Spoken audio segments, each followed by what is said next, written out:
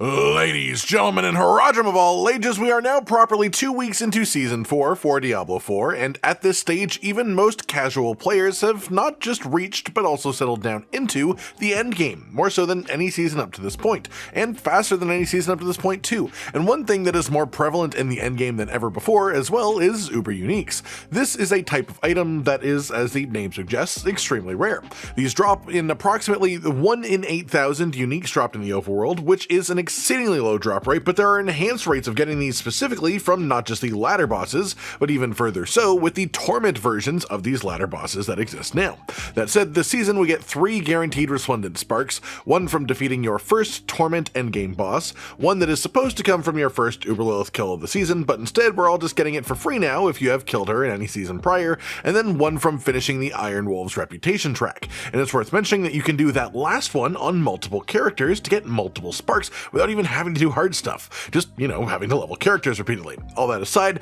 that's all just to explain why now more than ever it's important for the average player to be aware of the Uber Uniques, what they are, what they do, how good each of them is in various situations, and which ones are actively worth choosing when you end up in the position to actually craft one of your choice with resplendent sparks. We're going to essentially go from the top down, and I'm going to try to balance the use level to the average player with how good they are at the top end, because if we fully focus top end, it would be 90% about the most defensive Uber Uniques, which feels very unfair. So I'll do my best to explain at each stage. All that said, start off at the very top of this list, we have the Harlequin Crest shaco. This is pretty much just the best overall regardless of the content you want to do, and it probably doesn't surprise you, but +4 ranks to every skill is extremely strong for the vast majority of the builds in this game. The only exceptions really are the rare builds that are not affected at all by skill ranks, things like Dust Devil Barbarian or Wind Shear Druid. On top of damage boost of increasing your damage skill ranks, you also then get the utility bonus of extra ranks on your utility skills as well,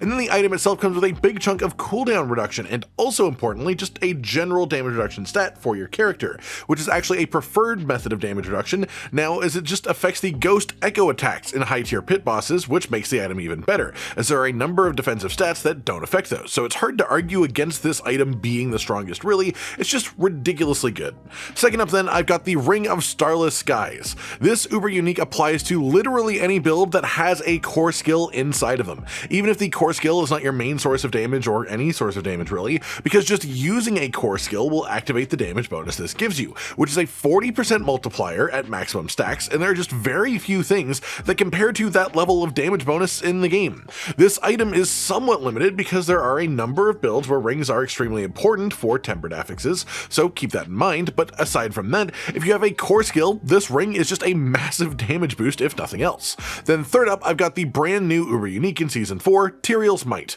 This unique effect on this is that it fires out arrows of holy damage when you use skills while at full health, but these don't do damage, really, and they are by far not the main reason to use this item at all. Instead, it is because of the sheer survivability that the item offers. If the chest slot for you is expendable in your build, if it is something that is only focused on defense, then this item would be a pure upgrade for you, because no chest offers the potential defense that bonus maximum elemental resistance on this does, especially with the potential of greater affixes or even masterworking upgrades on top of that too, and this can in return make you so tanky that it frees you up to get more damage into other parts of your build. So in that way, you could argue that it could increase your offense as a result, but generally speaking, this item is entirely built around making you tanky, and it does an insane job of it, as long as, you're doing content where you care about that at all. Fourth up today, I've got one that was in a bit of a hard bit to place, which is the Grandfather. In some Necromancer builds, this is extremely powerful, but where this is absolutely broken right now is for Barbarians, and it's because of rogues.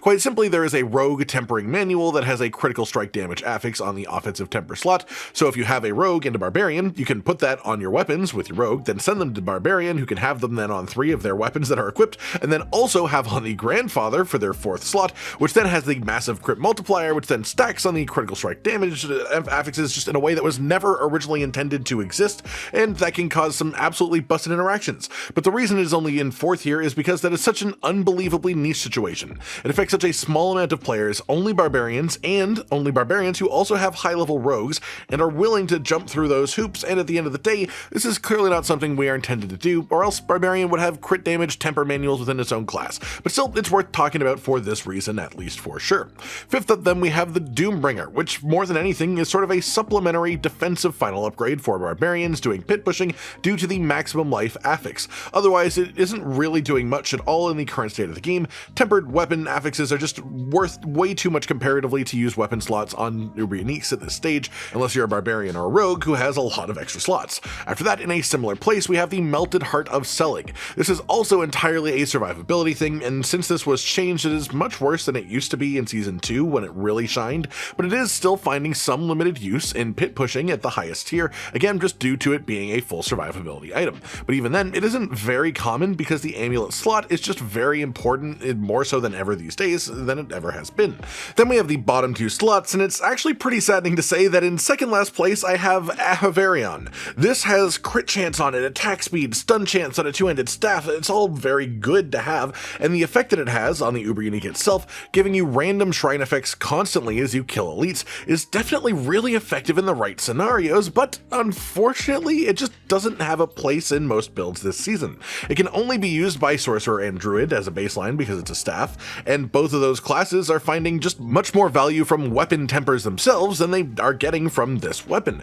which is just sort of disappointing. The item itself isn't necessarily weak so much as every other item just got stronger the season around it, and this one just didn't quite keep pace. Then in dead last, I've got Andariel's Visage. There are some niche situations on occasion where this pops up being related to some bug or another to do with poison or lucky hit chance because of how it functions, but for the most part, and right now included, its value is really supposed to come from the unique affix on it, which is 2% lifesteal. This can roll as a greater affix, it can be masterworked, and that means it could be nearly 7% lifesteal in a perfect situation. But the thing is, as much as 7% lifesteal would make you heal more than maximum health every time you swing your weapon, the vast majority of deaths in this game are either from one-shots or being crowd controlled and then unable to attack anyways. Lifesteal is a really novel concept, but in the current way that the top-end content works in the game, it just isn't useful at all, or it's not a viable method of survivability. If you want to live longer, there are far better Uber Uniques. If you want damage, there are far better Uber Uniques.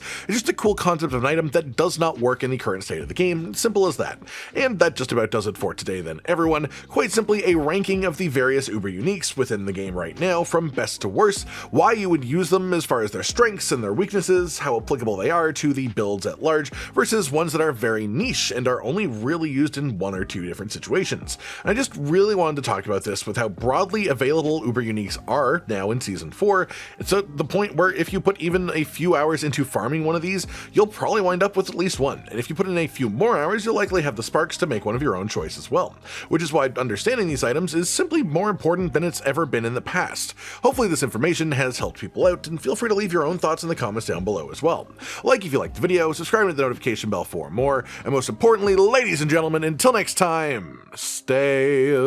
sweet. Josh, Cotton, and Hollow with the videos, dropping the humor like a hammer on your tippy toes, bringing entertainment on a daily arrangement to take our insanity and turn it into entertainment. Yes, I said entertainment twice, to reiterate that it is nice to look into your faces on a mostly daily basis when you let us in your homes to make the whole world a stage. Goodbye.